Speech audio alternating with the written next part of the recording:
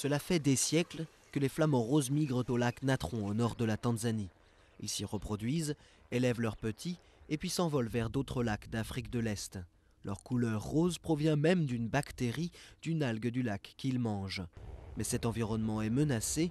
Si le projet de construire une mine de soude sur les bords du lac est approuvé, il est possible que ces animaux rares arrêteront d'y venir. Le nombre de flamants roses va diminuer, parce que lorsqu'ils vont venir ici pour se reproduire, ils verront les changements, les tuyaux, les véhicules et les activités des hommes. Ils seront perturbés et ne vont pas se reproduire autant. Selon le gouvernement, le lac a suffisamment de soude pour faire de la Tanzanie le plus grand producteur du monde. La soude est utilisée pour fabriquer des détergents, du verre et du papier. Une usine apporterait de l'argent à une région qui a grand besoin de développement. Dans le village d'Engaracero, il n'y a qu'une seule piste sableuse et elle n'est pas praticable pendant la saison des pluies. Il n'y a pas de réseau de téléphone ni d'électricité. Il n'y a pas de médecin ou d'hôpital, seulement une petite école. Alors pour le gouvernement local, la mine serait une aide.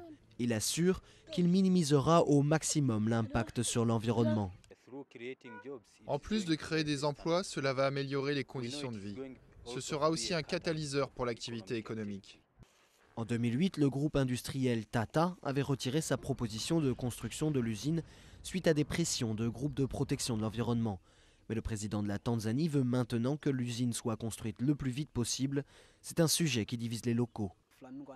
Les flamants roses viennent ici pour se reproduire et beaucoup de touristes viennent les voir. Si l'usine est construite, ils vont partir. Cela va apporter du développement économique à notre communauté et de l'emploi pour les jeunes. Un dilemme très difficile à résoudre dans cette région où la vie avait jusqu'ici toujours été calme.